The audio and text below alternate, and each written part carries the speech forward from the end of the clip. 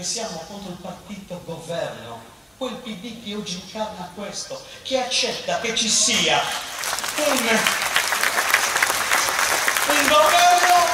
che ci toglie le risorse, che ci chiede grandi sacrifici e poi non è il primo a farlo a livello nazionale,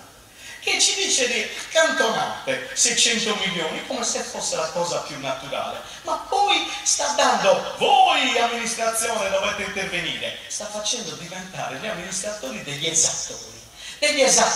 e basta, cioè sta imponendo alla gente di rinunciare a qualcosa che per noi sardi è irrinunciabile, ed è l'autonomia di decidere a casa nostra qual è il nostro futuro, di decidere che la nostra carenza, la nostra insularità ci impone di non accettare supinamente ciò che ci arriva dall'alto.